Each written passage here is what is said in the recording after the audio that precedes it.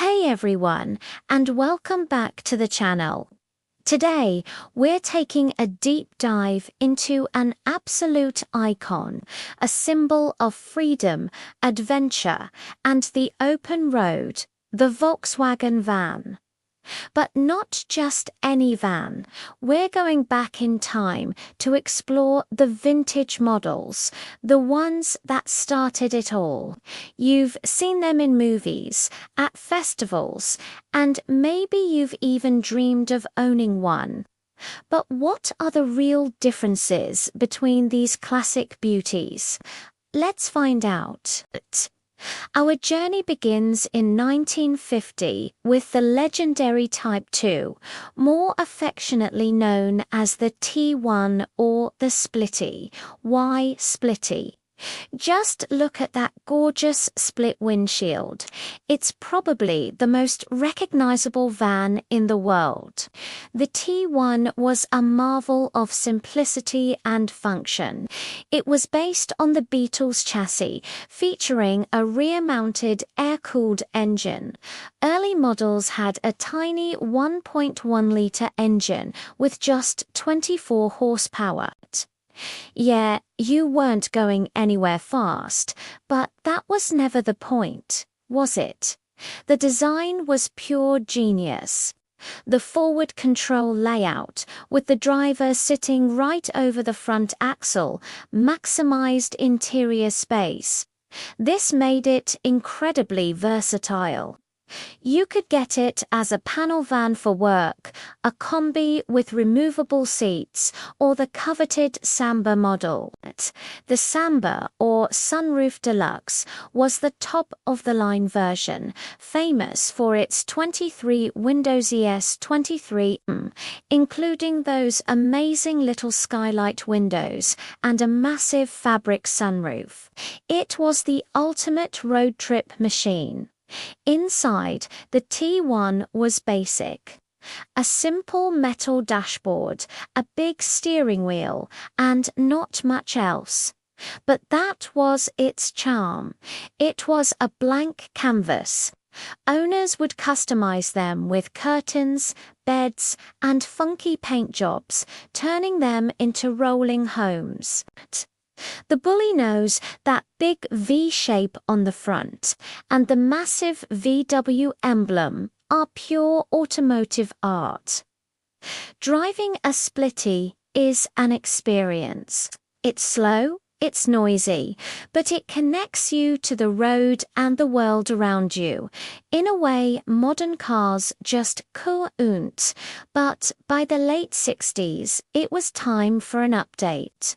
So, in 1967, Volkswagen introduced the T2, also known as the bay window.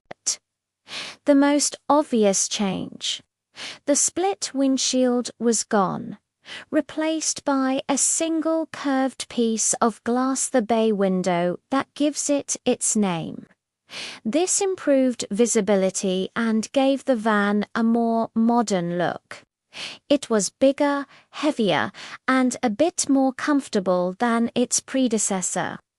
Under the hood, the engines got a little more powerful, eventually growing to a 2.0-litre engine.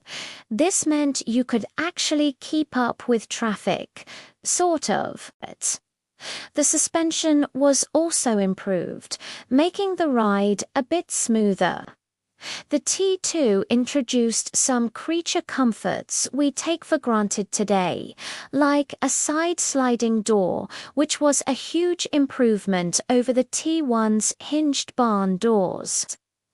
Inside, the dashboard became a bit more refined with plastic moldings and better instrumentation. The T2 continued the tradition of versatility with camper conversions from companies like Westfalia becoming incredibly popular. These Westies came fully equipped with pop-tops for extra headroom, sinks, stoves, and beds. They were, and still are, the quintessential camper van. The T2 itself can be split into two main eras. The T2A from 67 to 71 is known as the early bay. It has low-mounted front indicators and cute, rounded bumpers. Then came the T2B, or late bay, from 72 to 79. These had high-mounted front indicators, square, beefier bumpers for better crash protection, and larger engine air intakes on the rear pillars. These changes were mostly due to evolving safety regulations, especially in the US market. So, T1 splitty versus T2 bay window. The splitty is the original, the pure icon with its timeless, quirky looks. It's more of a collector's item now, and prices have gone through the roof. It's a slower, more raw driving experience. The bay window is a bit more practical. It's more comfortable, generally more reliable, and a bit safer. It's often seen as the better choice if you actually want to travel long distances. It might not have the exact same visual magic as the splitty, but it has a charm all its own. Now, let's move into the 1980s. In 1979, the game changed again with the arrival of the T3, or Vanagon, as it was known in North America. This was a radical departure. Gone were the round, friendly curves of the T1 and T2. The T3 was all about sharp, angular 80s design. It was wider, longer, and much roomier inside. Some purists initially balked at the boxy look, but the T3 was a huge leap forward in terms of engineering and comfort. The chassis was completely new, offering a much more stable and car-like driving experience. For the first few years, it still used air-cooled engines. But in 1983, a major change happened. The introduction of water-cooled engines, which VW called the Wasserboxer. This was a huge deal. It meant more power, better reliability, and, for the first time, a proper heater that actually worked in the winter.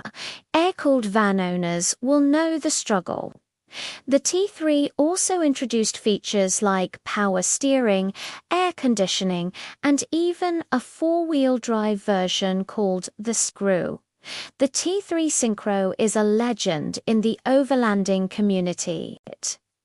It is an incredibly capable off-road vehicle that can take you to places the earlier vans could only dream of. Westfalia continued to work their magic, and the T3 Westfalia campers are arguably the most practical and livable of the vintage VW campers.